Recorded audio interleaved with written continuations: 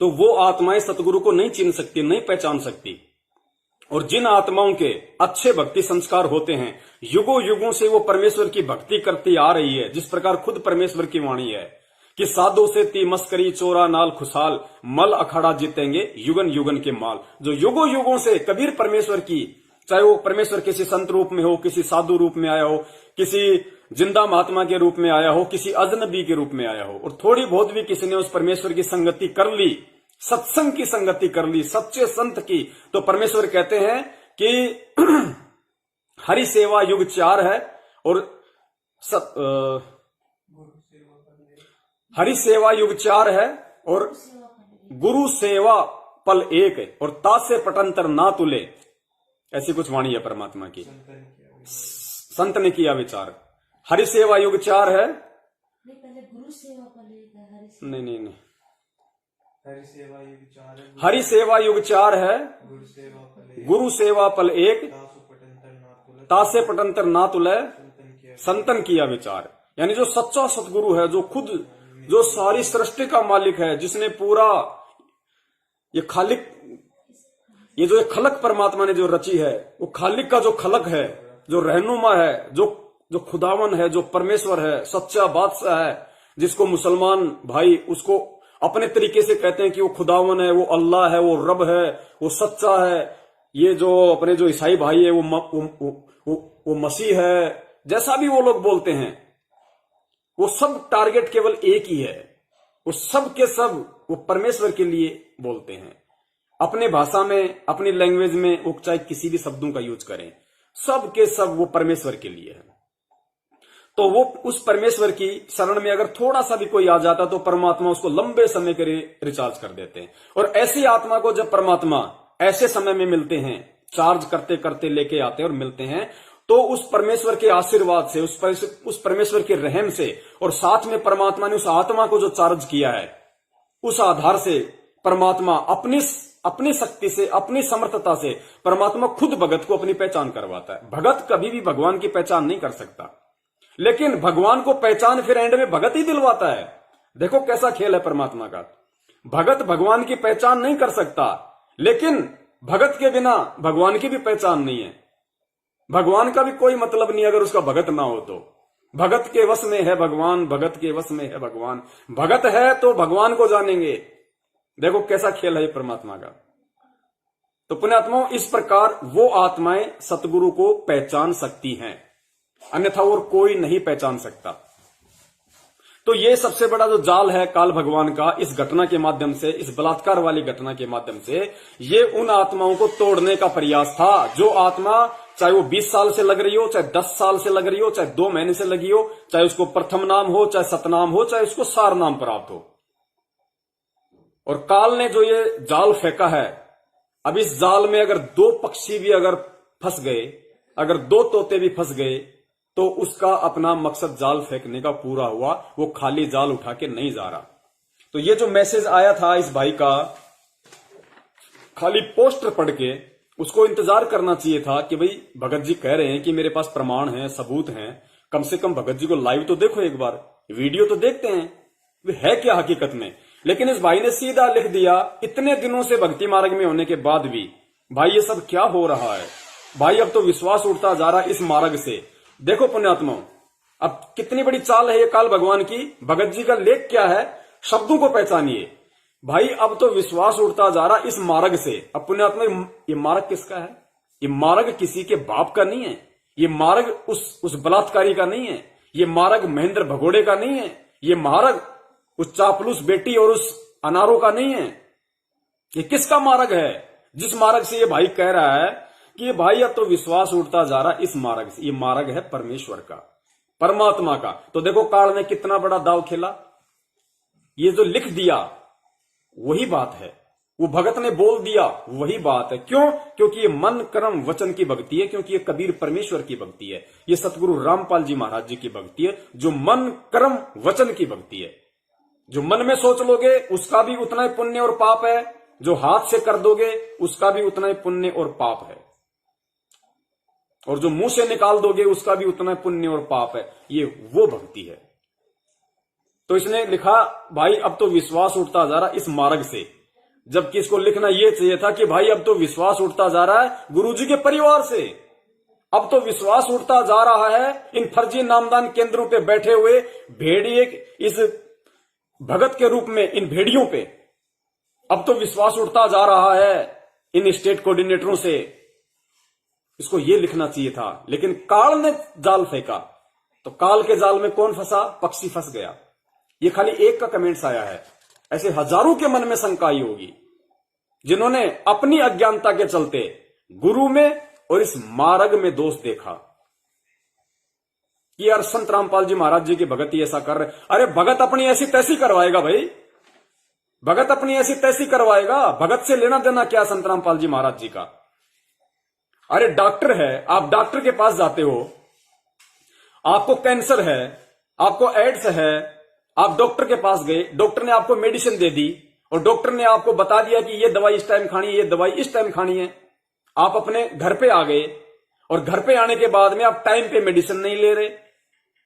आप डॉक्टर ने आपको जो परहेज बताए, जो कॉन्स्टिपेशन बताए, आप उनका जो है उसकी वो पालना नहीं कर रहे और किसी कारण से अगर आपकी डेथ हो गई, आपकी तबीयत ज्यादा बिगड़ गई और दूसरा व्यक्ति ये कहे कि यार डॉक्टर अशोक जांगड़िया से तो यार डॉक्टर रामेश्वर जांगड़ से तो विश्वास उठ गया यार, ये डॉक्टर रामेश्वर जांगड़ की डॉक्टरी से विश्वास उठ रहा है यार। अरे डॉक्टर रामेश्वर जांगड़ का इसमें क्या दोष है भाई? उसने तो बेचारे ने सही इलाज कर दिया, जितना वो जानता था पक्का इलाज उसने कर दिया, गोली दवाई दे दी। अब अगर कोई नालायक मरीज अगर उसकी गोली दवाई टाइम पे नहीं खाएगा और अगर मर गया, तबीयत बिगड़ गई और दूसरा व्यक्ति उसका पड़ोसी, उसका आड़ोसी, उसका कोई परिवार वाला ये कहे कि यार ये डॉक्टर रामेश्वर जांगड़ का हॉस्पिटल असली नहीं, यार अब तो विश्वास उठता जा रहा है, तो भाई ये नालायकी डॉक्टर रामेश्वर जांगड़ की उसकी हॉस्पिटल की नहीं है, ये नालायकी तेरी अपनी सोच की है, तेरी अपनी समझ की है। गलती कहां है? वो डॉक्टर तो हजारों का इलाज कर रहा है बेचारा, हजारों तो नहीं मर रहे, ये क्यों मरा? गलती कहां है? उस गलती को क्यों नहीं पकड़ रहे? तो दोष इस परमेश्वर में क्यों देख रहे हो भाई? दोष इस परमेश्वर के मार्ग में क्यों देख रहे हो?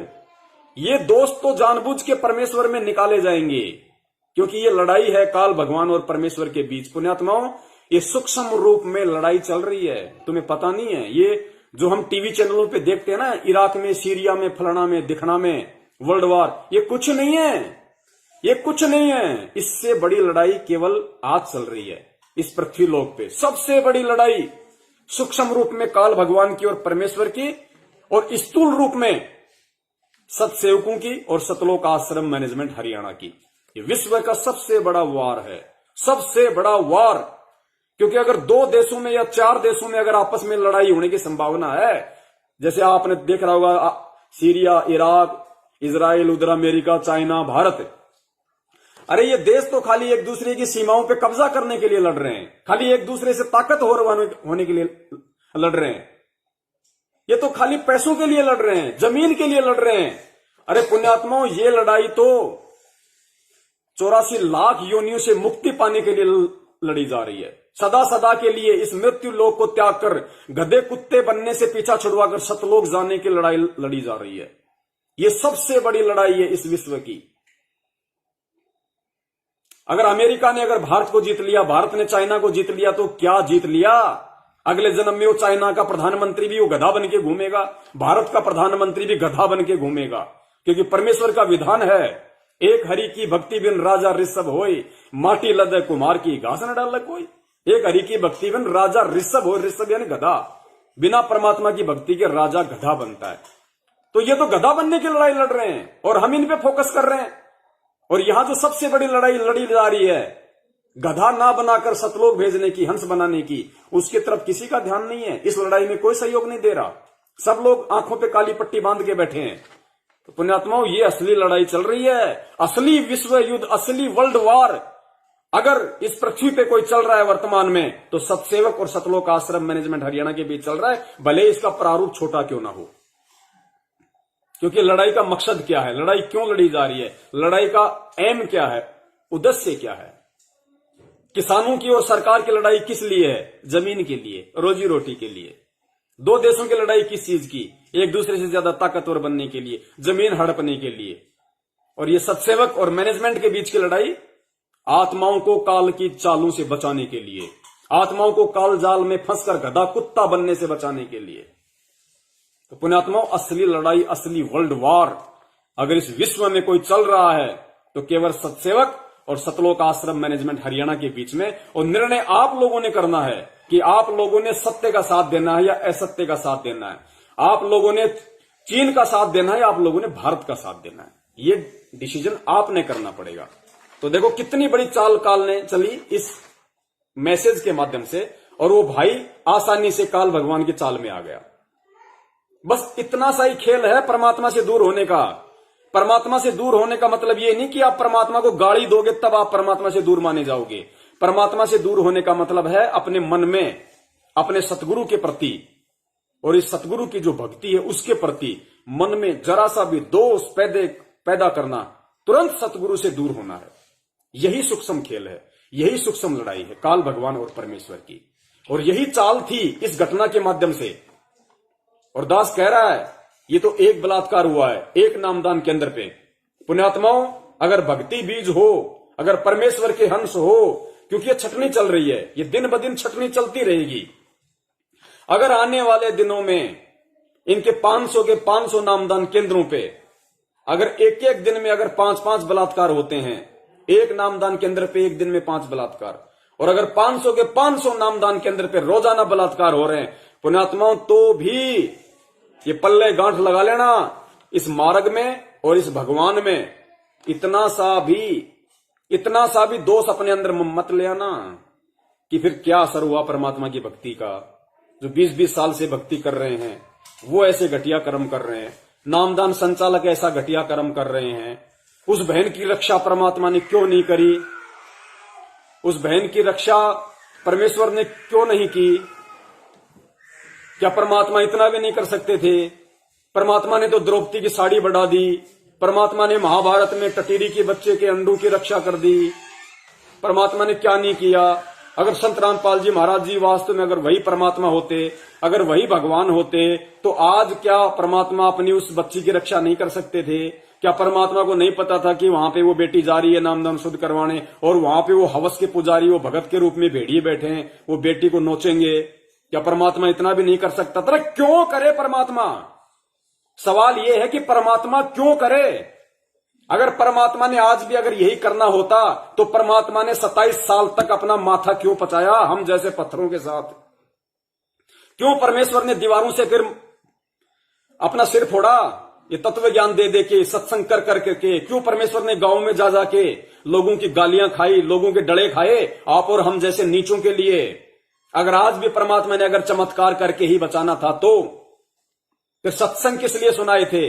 6 साल से सत्सेवक क्यों भोग रहे हैं कि ये कुत्ते हैं इंसान के रूप में, ये भगत के रूप में भेड़िए हैं, शैतान हैं, दरिंदे हैं, जानवर हैं ये। इनके गले में लॉकेट, हाथ में रक्षा सूत्र देख के ये मत समझो कि ये संत रामपाल जी महाराज जी के भगत हैं। ये रंडीबाजी से लेके दारूबाजी सब काम करते हैं ये लोग, और दिखावे में तुम्हारे सामने राजा हरिश्चंद्र बने हुए हैं।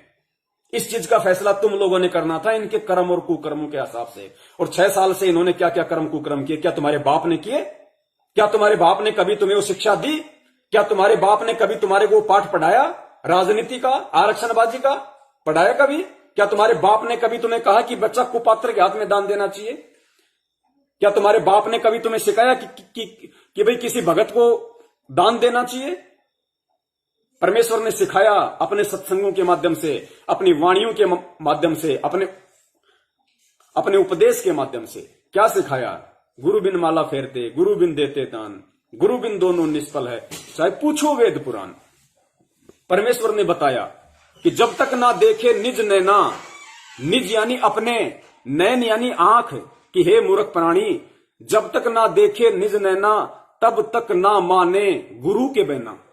इससे बड़ी कोई वाणी नहीं हो सकती अध्यात्म में। परमेश्वर कहते हैं मूर्ख प्राणी, जब तक तू अपने गुरु के आदेशों को अपने कानों से ना सुन ले, अपनी आंखों से ना देख ले, तब तक किसी दूसरे के कहे गए वचनों पे यकीन मत करना, वरना धोखा खाएगा। क्योंकि काल ऐसी ही चाल चलता है कि जब तक ना देखे निज नैना तब तक ना मानो गुरु के बिना। अपने गुरु के वचनों को भी मत मानो। वचन कौन से? जो किसी दूसरे व्यक्ति के द्वारा तुम्हारे को बताए जा रहे हैं। किसी दूसरे व्यक्ति के द्वारा जो वचन तुम्हारे सतगुरु के तुम्हारे को सुनाए जा रहे हैं, उन वचनों पे अगर तुम अंधे होके यकीन करोगे तो निश्चय ही तुम सतगुरु से दूर हो जाओगे। निश्चय ही वो जाल काल भगवान ने तुम्हें फंसाने के लिए फेंका है। कुछ एग्जाम्पल हैं जो हमें हिम्मत देंगे, हमारे को दृढ़ता देंगे इस भक्ति मार्ग पे टिके रहने के लिए। एक मजबूत हमें वो खंबा बनाएंगे, वो पिलर बनाएंगे भक्ति का। दुनिया इधर से उधर हो सकती है, लेकिन संत रामपाल जी महाराज जी का भगत अपने सतगुरु के चरणों से इधर से उधर नहीं हो पाएगा। वो ये भी इंतजार नहीं करेगा कि गुरुजी जेल से आ जाएं, गुरुजी चाहे गुरुजी 2 साल में आ जाएं, 4 साल, कोई मतलब नहीं है। जो तत्वज्ञानी भगत है, जिसको परमेश्वर ने बता दिया कि बेटा मैं कौन हूं, हम हैं शब्द, शब्द हम माही, और हमसे भिन्न और कछु नहीं। परमेश्वर कहते हैं कि मेरा तो शब्द रूप है, मैं तो शब्द रूप है, मेरा शब्द रूप। ये हाड़ मांस का मेरा रूप नहीं है, ये मेरा वास्तविक रूप नहीं है, मेरा शब्द रूप है। मैं सौद स्वरूपी राम हूं। ये शरीर तो मुझे तुम नालायकों को सत्संग सुनाने के लिए धारण करना पड़ा। अगर मैं ये मानव शरीर धारण ना करता, ये चोला अगर मैं संत रामपाल का नहीं पहनता, तो मैं तुम्हें कैसे सत्संग सुनाता? तुम बगैर मुझको देखे, बगैर मुझको सुने, तुम क्या समझते, तुम क्या जान पाते, तुम क्या अध्यात्म को मान पाते? इसलिए तुम जैसे मनुष्यों को, जो जैसी भाषा समझता है, तुम जैसे मनुष्यों को, तुम जैसा मनुष्य बनके ही एक लीलामय रूप में मुझे ये सब कुछ करना पड़ता है। देही केवल मुझे ये ज्ञान देने के लिए धारण करनी पड़ती है। और परमेश्वर कहते हैं देही को सतगुरु कहे यो तो धुंधर ज्ञान। जो देही को सतगुरु कहता है, ये हाड़ मांस का जो शरीर है, जो इसको सतगुरु मानता है, कहते हैं देही को सतगुरु कहे यो तो धुंधर ज्ञान, और 4 दाग आवे नहीं वाको सतगुरु जान।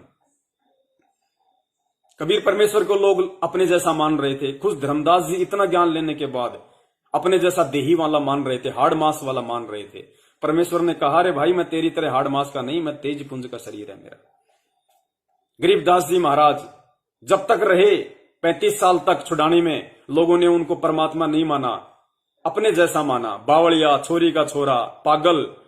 और जब परमेश्वर गए तो उनकी चिता से अस्थियां नहीं मिली, तब लोगों ने लिख दिए ग्रंथ साहिब में, भूमिका में, वो तो परमेश्वर थे, उनके तो तेज पुंज के दे थी, वो तो शब्द स्वरूप थे। अब क्या फायदा भैया? अरे जब थे तब उस तेज पुंज वाले को तेज पुंज वाला मानते, तब उससे लाभ लेते, उपदेश प्राप्त करते, ज्ञान समझते, मंत्र जाप करते, विश्वास करते कि धरती पे भगवान आया हुआ है। जाने के बाद तुम उनके ग्रंथों में लिख रहे हो, किसके लिए लिख रहे हो, किस काम के? और आज भी हम वही गलतियां कर रहे हैं। मां बाप तो गरीबदास जी महाराज जी के भी थे लीलामय रूप में, शादी तो गरीबदास जी महाराज जी ने भी की थी लीलामय रूप में, बच्चे 4 गरीबदास जी महाराज जी के हुए लीलामय रूप में। आज जाट जाति में गरीबदास जी महाराज जी भी आए थे लीलामय रूप में। आज सारी की सारी पोजीशन वही है। माता पिता बना के संत रामपाल जी महाराज जी भी बैठे हैं, 4 बच्चों के बाप संत रामपाल जी महाराज जी भी बैठे हैं। जाट जाति में संत रामपाल जी महाराज जी भी बैठे हैं। अब क्या उनके मरने का इंतजार कर रहे हो? पुण्यात्माओं, मौका नहीं मिलेगा दोबारा। ये कलयुग है, अंतिम समय है ये। इस समय भी अगर कोई नहीं जागा, इतना परमेश्वर के उपदेश देने के बाद और इतना परमेश्वर के हम कुत्तों के द्वारा भौंकने के बाद भी अगर नहीं चेते, नहीं संभले और परमेश्वर के वचनों पे नहीं चले, ये भक्ति मार्ग ध्यान रखना परमेश्वर के वचनों का है। पुण्यात्माओं, आज गुरुजी आप और हम सबके बीच शरीर रूप में मौजूद हैं, ज्ञान देने के लिए, अपना विधान बताने के लिए, अपना संविधान बताने के लिए, कोई शंका हो तो उसके समाधान के लिए। आज गुरुदेव हमें इस मानव शरीर में हर तरीके से भक्ति के लिए तैयार कर रहे हैं, ताकि उनकी गैर मौजूदगी में, उनकी अनुपस्थिति में हम भक्ति कर सकें, हम भगत बनकर जो है मतलब दिखा सकें, हम रह सकें, हम जीते जी हम उस परमेश्वर को खुश कर सकें और उनको ये यकीन दिला सकें कि हे परमेश्वर, हम आपके बच्चे हैं, हम आपके वचनों पे चल रहे हैं, हम आजीवन आपके वचनों पे चलेंगे परवरदिगार। हम परमेश्वर को 650 साल की तरह दुखी मन से विदा नहीं करें।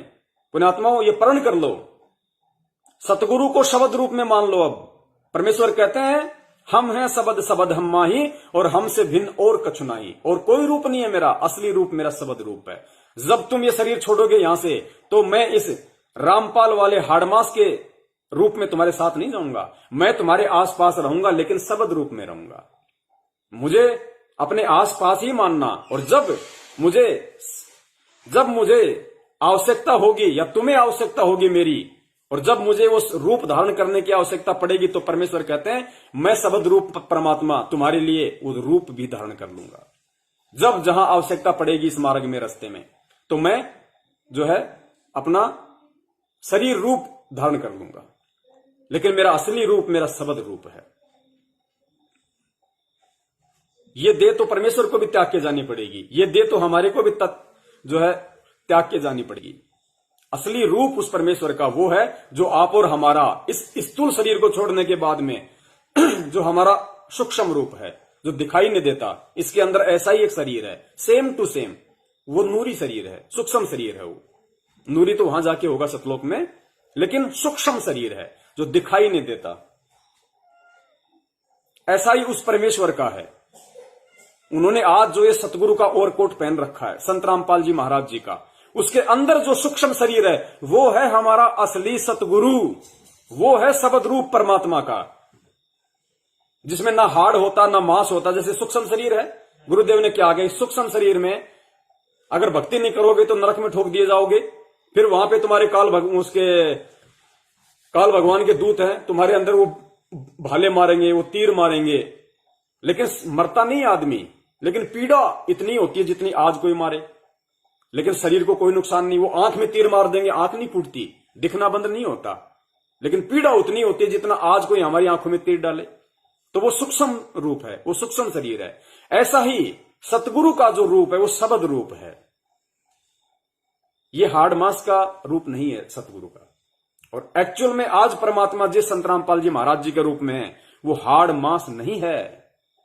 वो दिख रहा है बिना ज्ञान के, बिना सत भक्ति को पूरी किए हमें दिखाई दे रहा होगा कि हमारे जैसे उनके शरीर पे भी बाल उगे हुए हैं, उनके भी दाढ़ी है, मूंछ है, उनपे भी उम्र का प्रभाव हो रहा है, उनके भी बाल सफेद आ गए, वो भी बाथरूम जाते हैं, फ्रेश होने जाते हैं, गुरुजी भी छींकते हैं, खांसते हैं, मुंह से बलगम आता है। नहीं पुण्यात्माओं, वो अमृत है।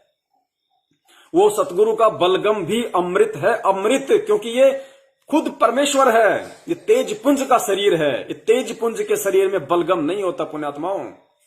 आज परमेश्वर अपनी याचिका लगा रहे हैं इसार कोर्ट में बैठ के कि मेरी छाती में बलगम जमा हुआ है। डॉक्टर के पास जा रहे हैं, चेक करवा रहे हैं, डॉक्टरों को दिख रहा है भाई बलगम है, पुण्यात्मा वो डॉक्टरों को दिख रहा है। परमेश्वर जब जिसे चाहे जो मर्जी दिखा दें, लेकिन जो भगत की नजर से देखेगा। पुण्यात्माओं, कोई व्यक्ति है, वो कितना ही बड़ा चोर है, उसने चोरी करी या ना करी हम नहीं जानते, लेकिन पुलिस ने उस व्यक्ति को चोर समझ के पकड़ लिया और जेल में डाल दिया। अब उसका बेटा या उसकी पत्नी अगर उससे मिलने जाती है तो क्या वो उसको चोर की दृष्टि से देखते हैं? क्या उसको चोर समझते हैं? नहीं। अगर पत्नी जेल में मिलने जाएगी तो उसको अपना पति समझेगी, चोर नहीं समझेगी। अगर पत्नी होगी तो बेटा बेटी जाएंगे तो अपना बाप समझेंगे। और वही अगर पुलिस वाला आ गया, बोलेगा भाई चलो चलो मिलाएगा, टाइम पूरा हो गया, उस पुलिस वाले की नजर में वो कैदी है, वो चोर है। तो जो सतगुरु का सेवक है, जो तत्व ज्ञानी भगत है, जो परमेश्वर ने आके ज्ञान दिया, उस ज्ञान को जिसने ग्रहण कर लिया, उस भगत की नजरों से, तत्व ज्ञान की दृष्टि से जब आप अपने प्रिय सतगुरुदेव को देखोगे, अपने प्यारे को देखोगे, तो आपको वो संत रामपाल या कोई गांव धनाने का जाट दिखाई नहीं देगा, कोई हाड़ मांस का अपने जैसा पुतला दिखाई नहीं देगा। वो आपको परमेश्वर दिखाई देंगे, शब्द स्वरूपी परमेश्वर, तेज पुंज के देव वाले। कहते ना जैसी दृष्टि वैसी सृष्टि, ये यहां लागू होता है। ये सारे मुहावरे, ये सारे किस्से, कहानियां, कहावतें, ये पुण्यात्माओं केवल अध्यात्म के लिए हैं, सतगुरु के लिए हैं, सच्चे रहनुमा के लिए, सच्चे परमेश्वर के लिए हैं। तो हमने केवल और केवल सतगुरु के वचन को फॉलो करना है, क्योंकि ये मार्ग 1000 साल तक चलेगा। और हो सकता है, बाकी तो मालिक की मर्जी है, दास नहीं कह सकता, लेकिन जो काल भगवान का रूल है, जो नियम, उसको परमेश्वर भी फॉलो करते हैं। हर युग में परमेश्वर ने फॉलो किया है। और जिस युग में काल भगवान के इस संविधान के अनुसार प्राणी की जितनी शारीरिक उम्र होती है, जैसे सतयुग में लाखों वर्ष होती थी, फिर त्रेता में 10,000 हुई, फिर द्वापर में 1,000 हुई, द्वापर के एंड में आते आते कम से कम 200 साल तक रही, क्योंकि गुरुदेव ने बताया कि द्वापर के अंत तक श्री कृष्ण जी थे और श्री कृष्ण जी 200 ईयर्स तक वो जिए, 200 साल तक जिए थे श्री कृष्ण जी, ये गुरुदेव ने बताया। और आज कलयुग में इंसान की उम्र 100 साल फिक्स की हुई है। अब जीते लोग कितने, 100 साल तक तो कोई 5-10% पहुंचते हैं, बाकी तो 60-70-80 में निपट लेते हैं। तो इस काल के जो विधान है काल भगवान का, उस विधान के अनुसार जितनी आयु इसने एक स्वस्थ इंसान की निश्चित की हुई है, उतना तो परमेश्वर अवश्य इस पृथ्वी पर रहेंगे। उसके बाद परमेश्वर को भी यहां से जाना है। तो पुण्यात्माओं, परमेश्वर के जाने के बाद और मार्ग चलेगा 1000 साल तक, तो बाकी 900 या 850 वर्षों तक जो ये सतभक्ति मार्ग चलेगा, इससे भी अच्छे तरीके से जो आज चल रहा है, इससे भी सैकड़ों गुना अच्छे तरीके से। तो पुण्यात्मा विचार करो, उस समय तो परमात्मा इस शरीर रूप में संत रामपाल जी के रूप में धरती पे रहेंगे नहीं, तो फिर उस समय जो आत्मा इस भक्ति मार्ग में आएंगी, जुड़ेंगी, वो फिर किस चीज पे विश्वास करेंगी, वो किसको अपना गुरु मानेंगी बताइए? वो शब्द को अपना गुरु मानेंगी। जो व्यवस्था परमात्मा ये मंत्र देने की, शब्द देने की जिस भी विधि से सेट करके जाएंगे, जिस भी सिस्टम से उनको ये नाम मिला करेगा, उपदेश मिला करेगा, वो उस उपदेश को, उस मंत्र को, उस नाम को, उस शब्द को अपना गुरु मानेंगे। गुरु तब वो भक्ति करेंगे। वो पीले पर्चों को नहीं देखेंगे, वो किसी ऐरे गहरे नत्थू फेरे स्टेट कोऑर्डिनेटर, डिस्ट्रिक्ट कोऑर्डिनेटर की बातों पे यकीन नहीं करेंगे। अगर कोई उनको बोल भी देगा तो वो मैच करेंगे। किससे मैच करेंगे? उस परमेश्वर ने उनको जो अपना विधान दे दिया, जो लिख के चले गए पुस्तकों में, जो सत्संगों में डाल के चले गए, जो डीवीडी में डाल के चले गए, पेन ड्राइव में डाल के चले गए, या जो भी टेक्नोलॉजी आगे आएंगी, जिस माध्यम से हम लोग परमेश्वर के सत्संग सुना करेंगे, वो मैच करेंगे, वो मेल करेंगे कि इस व्यक्ति ने गुरुदेव की आड़ में गुरुदेव का नाम लेके जो मुझे आदेश दिया है, जो मुझे बात बताई है, क्या है ये मेरे परवरदिगार, मेरे परमेश्वर, मेरे मेरे मेरे मेरे मेरे उस खुदावन के वचन के अनुसार है या नहीं है? अगर मेरे परमेश्वर के वचन के अनुसार नहीं है तो मेरे लिए गोबर है, गोबर। कोई आदेश मेरे लिए मान्य नहीं है। वो आत्मा इस भक्ति मार्ग पे टिकेंगी।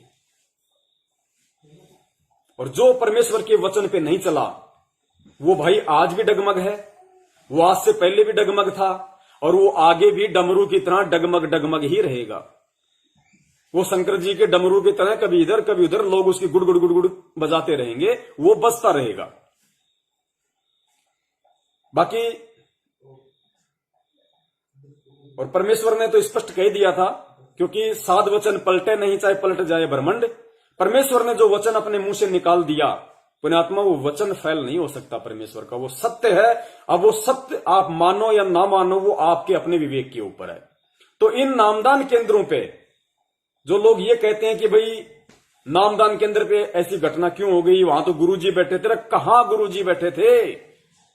गुरुदेव ने क्या कहा सत्संगों में इन नकलियों के लिए, पाखंडियों के लिए, जो इस जंगलों में जाके भक्ति करते थे, गुफाओं में? गुरुदेव ने क्या बताया कि परमात्मा कोई जानवर थोड़ी है, कोई पशु थोड़ी है जो जंगल में किसी पेड़ से इन लोगों ने बांध रखा है जो वहीं मिलेगा। परमात्मा तो कण कण में है, परमात्मा तो विश्वास में है। कहे कबीर सुनो बे साधो, मैं तो हूं विश्वास में।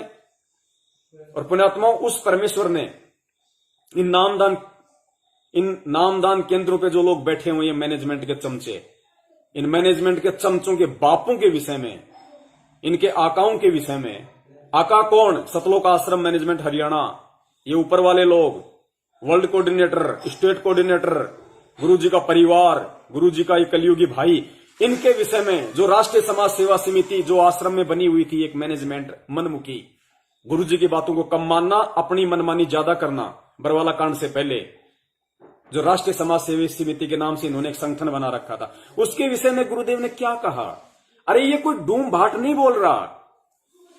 जैसे ही बरवाला कांड हुआ और गुरुजी को 19 तारीख को रात के समय हरियाणा के चंडीगढ़ के पंचकुला में मेडिकल के लिए लेके गए। 1 बजे गुरुजी वहां पहुंचे एम्बुलेंस में, पुलिस के साथ में। जैसे गुरुजी आधा पौन घंटा के चेकअप के बाद नीचे आए, तुरंत मीडिया ने घेर लिया। उस समय गुरुजी ने बयान दिया, वीडियो पूरी दुनिया के सामने, मीडिया के सामने। और क्या कहा परमेश्वर ने, खुद सुनिए पहले। इल्जाम है सर, आपके ऊपर इतने इल्जाम झूठे कैसे हैं आपके ऊपर? आपके गुंडे इतने खड़े थे वहां पे, हजारों आदमी हरियाणा पुलिस से मेरे नीचे राष्ट्रीय समाज सेवा समिति। ये तो आपकी समिति है, अरे आपकी समिति है बाबा, आप अपने आप को संत कहते। मीडिया ने कहा कि बाबा वहां पे हजारों लोग, हजारों गुंडे खड़े थे वहां पे, राष्ट्रीय समाज सेवा समिति के गुंडे खड़े थे, लोग खड़े थे वहां पे। तो गुरुजी ने क्या कहा कि नहीं, वो मेरे नहीं थे भाई, वो राष्ट्रीय समाज सेवा समिति के थे, खुद गुरुजी। अरे तुम्हारा परवरदिगार, तुम्हारा बाप, जिसे तुम सतगुरु कहते हो, गुरु कहते हो, तुम जिसको कबीर भगवान कहते हो,